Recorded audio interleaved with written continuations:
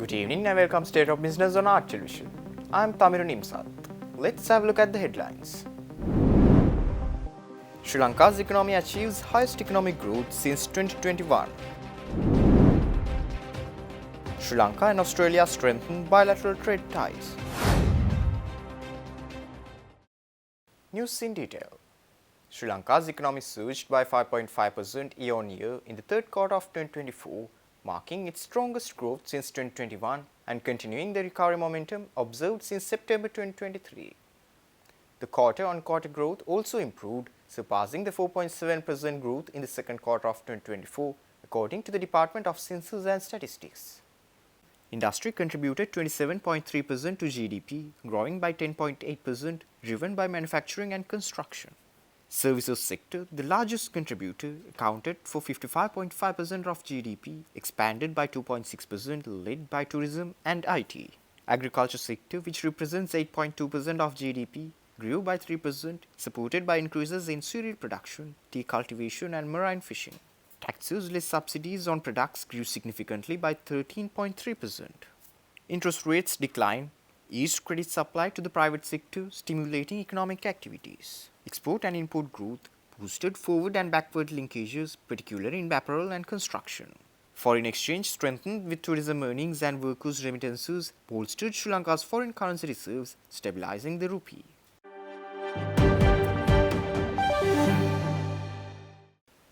Deputy Minister of Agriculture and Livestock Namal Karunaratne said that there is a rising shortage in pork during this festive season due to the effects of the infectious disease that has been spread among pigs during the past year.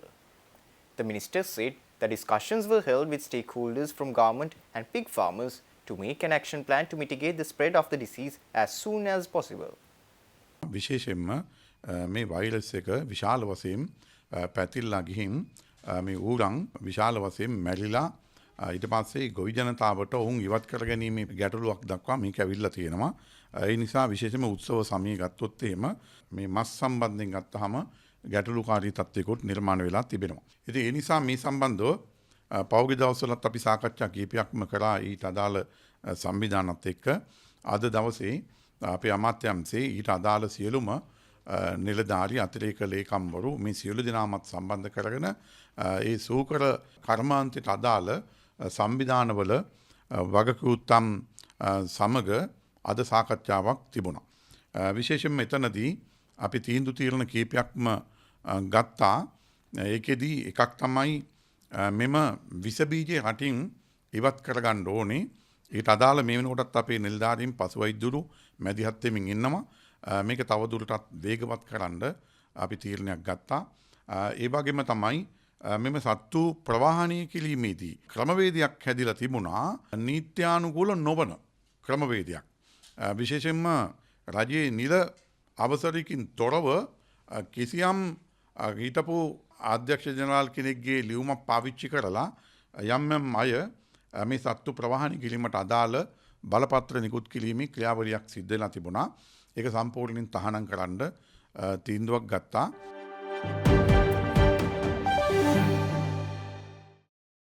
Minister of Health and Mass Media Dr. Nalinda Jayatissa said that state media should not be misused to boost the image of the government but to bring accurate information to the citizens. The minister said this speaking at the 99th anniversary celebration event of the Sri Lanka Broadcasting Corporation recently. ජනමාධ්‍ය අමාත්‍යාංශය තමයි රජයේ ප්‍රකාශක හැටියටත් මේ සියලු ජනමාධ්‍ය වලට ආදර්ශය සහ මෙහෙයුම කරන්න පුළුවන් අමාත්‍යාංශය. අපි එතනට ගේන්න ඕනකම තියෙනවා. ඒකදී රජයේ නාලිකා කියලා කියන්නේ ගුවන් සංස්ථාව ඇතුළුව ආණ්ඩුවේ නාලිකා නොවේ. මේක පුරවැසියාගේ නාලිකා.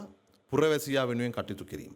ආණ්ඩුවේ ප්‍රතිරූප පෙන්වීමෙන් එහාට ගිහිල්ලා පුරවැසියාගේ මනෝභාවයට සරලන පුරවැසියාගේ ඉල්ලුමට අනුව පුරවැසියා ඉදිරියට අරගන්න පුළුවන් නාලිකා බවට පත් කර ගැනීම. අපේ සියවස අපි හොඳට සැලසුම් කරගමු. මම කල්පනා කරනවා සියවස දවසකට සීමා කරගන්න නැතුව ගුවන්විදුලිය පියවර ගණනාවකින් ඉදිරියට ගෙන යාම සඳහා වන වැඩසටහන සකස් කළ යුතුයි කියලා.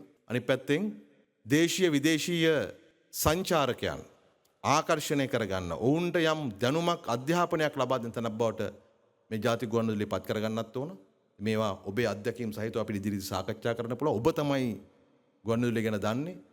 ඒ අදහස් යෝජනා සියල්ල එකතු කරලා අපි හොඳ වැඩපිළිවෙලක් සහිතව ඉදිරියට යමු. අවුරුදු 99ක් ගත වෙන මේ වෙලාවේදී මේ වෙනුවෙන් දායක වුණු සියලු දෙනාටම අපි අතර හිටියත් නොහිටියත් ඒ හැම දෙනාටම අපේ ගෞරවය මේ වෙලාවේ පිරිනමමින් වර්තමානයේ ගුවන් සංස්ථාව මේ ආකාරයට ආරක්ෂා කරගෙන ඉදිරියට ගෙන යාමට ඔබ දක්වන දායකත්වය පිළිබඳවත් මගේ ගෞරවය පුද කරමින් මම නතර වෙන්නම්.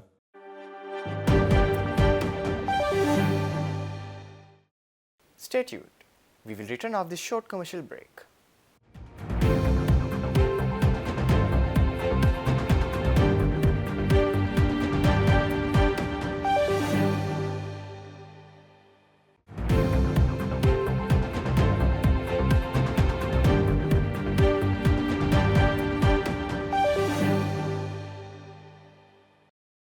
Welcome back after the break.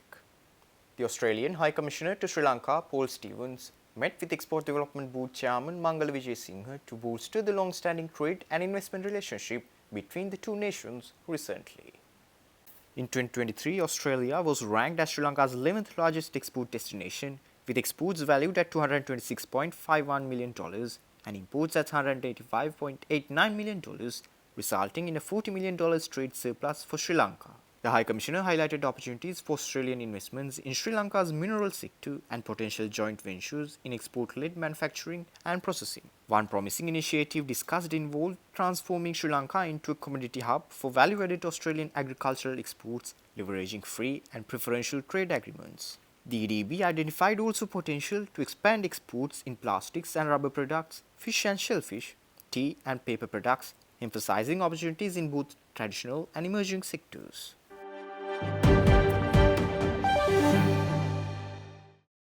The Embassy of Sri Lanka in Brussels showcased emerging opportunities in trade, investment and tourism to over 35 prominent Belgian business representatives in Antwerp recently.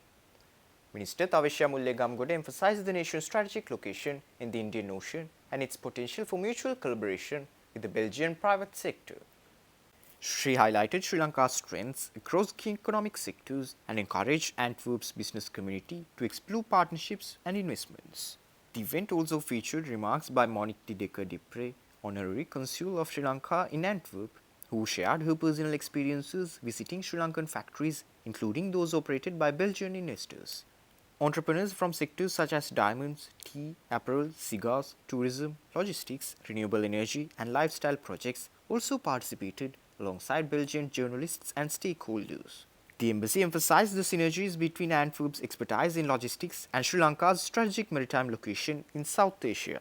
Following the event's success, the Embassy of Sri Lanka in Brussels plans to organize more sector-specific business promotional events in Antwerp and the wider Flanders region.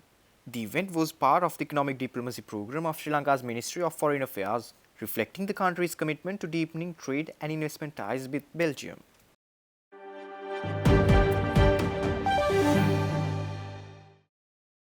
Sri Lanka's book industry has renewed its call for the exemption of books from taxation, with 4 major industry bodies submitting a proposal to the new government for consideration in the next national budget. The Sri Lanka Book Publishers Association, alongside the Sri Lanka Writers Association, Old Ceylon Booksellers Association, and the Sri Lanka Book Importers and Exporters Association, emphasized the financial and social consequences of taxing knowledge-based resources. The proposal advocates for books to be reinstated on the tax-exempt list, as was the case prior to the 1st of January 2024. The associations highlighted that Sri Lanka's book industry, dependent on imported inputs except for local labour, is already burdened with a tax rate of 33.045%. The 18% value-added tax at the point of sale has further exacerbated the situation, making books unaffordable to many and threatening the survival of small-scale publishers. Majority of publishing companies are not eligible to pay VAT and therefore cannot deduct VAT paid on inputs or imports. Smaller publishers rely on larger distributors and bookstores to sell their products, meaning all their books are taxed, increasing costs significantly. The association further highlighted that taxing books violates the UNESCO Florence Agreement, which Sri Lanka ratified as an early signatory. The treaty prohibits taxes on educational, scientific and cultural materials imported by contracting states. The proposal stressed the need for urgent government intervention to safeguard the book industry, promote education accessibility, and honor Sri Lanka's international commitments.